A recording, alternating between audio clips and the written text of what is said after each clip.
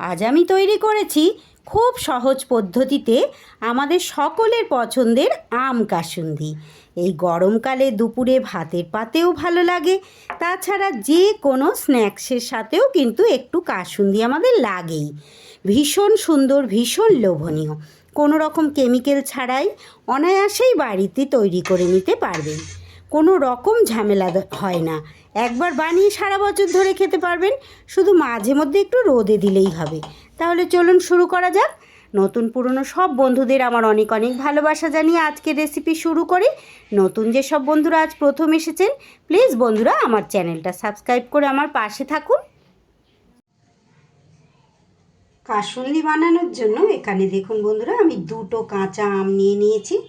আম দুটোকে আমি পরিষ্কার করে জলে ধুয়ে নিয়েছি। আমগুলো কিন্তু একদম টাটকা, আমি জাস্ট বাজার থেকে কিনে এনেছি। বোটাগুলো যে ভেঙেছি দেখুন, এখান থেকে এখনও আঠা পড়ছে। আমি সুন্দর করে ধুয়ে নিয়েছি। এইবার এই আম দুটোকে আমি খোসা ছাড়িয়ে নেব। আম দুটোকে আমি ছাড়িয়ে খুব সুন্দর করে এইভাবে কুশিটা মাঝখানে বাদ দিয়ে একটু ছোট ছোট টুকরো করে কেটে নিয়েছি। এই কাসুন্দির জন্য কিন্তু একদম কচি আর এইভাবে টাটকা আম কিন্তু নিতে হবে। আর এখানে আমি 8টা মতো কাঁচা লঙ্কা নিয়ে নিয়েছি।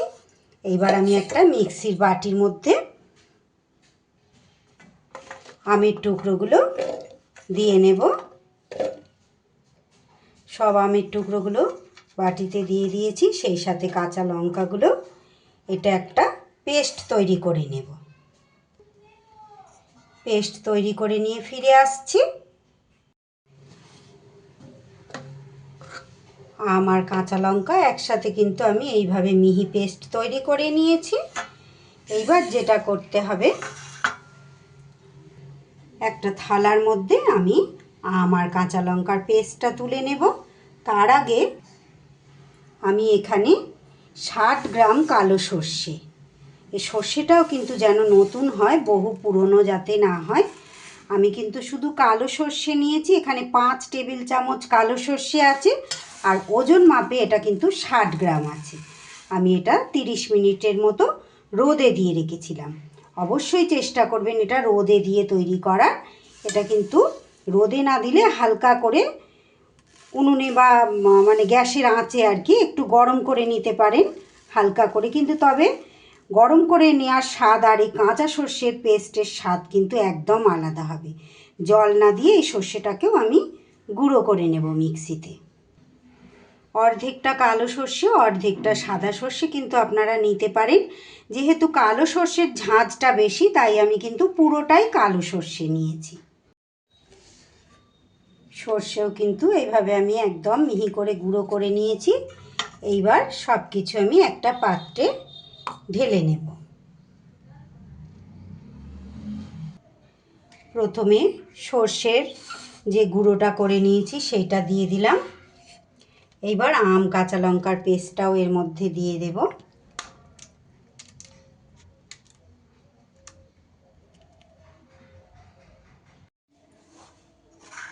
দেখুন বন্ধুরা, আমের পেস্ট আর সর্ষে গুঁড়ো আমি একসাথে কিন্তু একটা থালার মধ্যে নিয়েছি। এবার কিন্তু এর মধ্যে দিয়ে দেব আমি 2 টেবিল চামচ নুন। আমি কিন্তু একটুও জল ব্যবহার করিনি। এর মধ্যে দিয়ে দেব 1 টেবিল চামচ হলুদ গুঁড়ো। এইবার সব উপকরণ খুব ভালো করে আমি মিশিয়ে নেব। কাসুন্দি তৈরি করতে গিয়ে অনেকের কিন্তু কাসুন্দি তেতো হয়ে যায়। এই প্রসেসে যদি তৈরি করেন কাসুন্দি কিন্তু একদমই তেতো হবে না, আর পুরো 1 বছর কিন্তু রেখে এটা খেতে পারবেন। খুব ভালো করে এটা মিশিয়ে নিতে হবে সব কিছু একসাথে। ভালো করে মিশিয়ে নিয়ে ফিরে আসছি। এতক্ষণ পর্যন্ত যেসব বন্ধুরা আমার সঙ্গে ধৈর্য ধরে রয়েছেন, তাদের সবাইকে অসংখ্য অসংখ্য ধন্যবাদ। প্রত্যেক দিন যেসব বন্ধুরা পুরো ভিডিও আমার সঙ্গে থাকেন, আমাকে দেখে আমাকে ভালোবেসে আমার ভিডিও দেখেন, তাদের সবাইকে অনেক অনেক ভালোবাসা। যারা নতুন এসেছেন, প্লিজ বন্ধুরা আমার চ্যানেলটা সাবস্ক্রাইব করে আমার পাশে থাকুন। পাশে থাকা বেল আইকনটা ক্লিক করে রাখুন, যাতে যে কোনো নতুন ভিডিও আমি আপলোড করলে সাথে সাথে আপনারা দেখে নিতে পারেন। আরও কিছু সময় ধরে কিন্তু আমি ভালো করে মিশিয়ে নেব। মিক্সিতে আমি যেহেতু সর্ষেটা গুঁড়ো করেছি, তো একটা একটা জায়গায় কিন্তু একটু ডেলা ডেলা আছে, সেটা কিন্তু খুব ভালো করে মিশিয়ে নিতে হবে। খুব সুন্দর করে কিন্তু আমি বেশ কিছুটা সময় ধরে একদম ভালো করে সব কিছু চামচের সাহায্যে মিশিয়ে দিয়েছি। এত সুন্দর ঝাঁঝ, এত সুন্দর একটা গন্ধ আসছে বন্ধুরা, কতটা সুন্দর আমি আপনাদের বলে প্রকাশ করতে পারবো না, এতটাই সুন্দর। যে কোনো জিনিস ঘরে তৈরি করে খাবার তো স্বাদ একটা আলাদা রকম হবেই। এইভাবে অতি সহজ পদ্ধতিতে আপনারা তৈরি করে নেবেন। বিশেষ করে এই গরমকালে আমাদের একটু কিন্তু এই ধরনের রেসিপি, কাসুন্দি আমরা 12 মাসই খাই, কিন্তু গরমকালে যেন একটু এই ধরনের রেসিপি বেশি পছন্দ হয় আমাদের। আর এইভাবে একবার তৈরি করে রেখে দিলে সারা বছর খেতে পারবেন। এই বছর এখন এই আমের সময়, এই সময় যদি তৈরি করে নেন, পরের বছর এই আমের সময় আবার তৈরি করে খেতে পারবেন, পুরো 1 বছর কিন্তু থাকবে। এবার আমি এর মধ্যে দিয়ে দেব 4 টেবিল চামচের মতো কাঁচা সর্ষের তেল।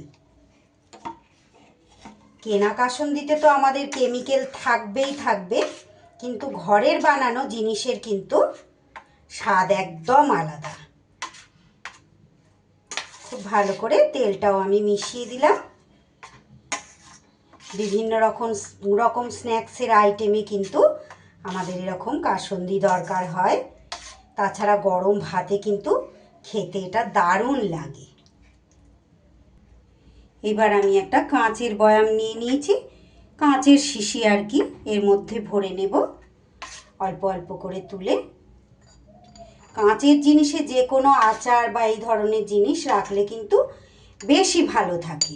এবার কাঁচের জিনিস না থাকলে সেক্ষেত্রে আপনারা অবশ্যই প্লাস্টিকের জিনিস ব্যবহার করতেই পারেন।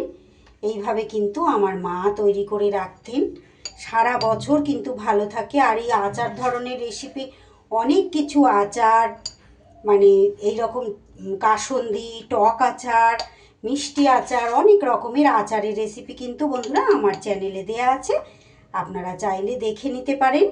বিভিন্ন রকমেরই আচার আমি দিয়ে রেখেছি।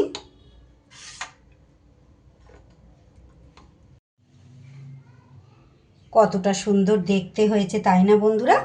আমি দুটো জায়গায় রেখে দিয়েছি, ওপর থেকে আরও অল্প অল্প একটু একটু করে সর্ষের তেল আমি দিয়ে দিলাম। এটা কিন্তু এত সুন্দর গন্ধ বেরোচ্ছে, চাইলে আপনারা সাথে সাথেই কিন্তু খেতে পারবেন। তবে এটা 3 থেকে 4 দিন রোদ্দুরে দিয়ে রেখে তারপরে খেলে কিন্তু বেশি স্বাদ আসবে। আমি এবার 3 থেকে 4 দিন এটা কিন্তু রোদ্দুরে দিয়ে রাখবো। তাহলে আমার আজকের এই কাসুন্দির রেসিপি আপনাদের কেমন লাগলো? আশা করছি অন্য দিনের মতো আজও আপনাদের ভালো লেগেছে। এইভাবেই সহজ পদ্ধতিতে আপনারাও কিন্তু বাড়িতে তৈরি করে নেবেন। আমার আজকের রেসিপি তাহলে এখানেই শেষ করছি বন্ধুরা। কত সহজ পদ্ধতিতে আমি দেখালাম, আপনারা দেখতে পাইলেন। এইভাবে আপনারাও তৈরি করে নিন খুব তাড়াতাড়ি। এই সময় তো প্রচুর আম উঠেছে। আজ তাহলে আসি, আবারও ফিরে আসছি এমনই কোনো নতুন রেসিপির সাথে। ততক্ষণ আপনারা সবাই খুব ভালো থাকবেন, সুস্থ থাকবেন। আবার ফিরে আসছি সহজ রেসিপির সাথে।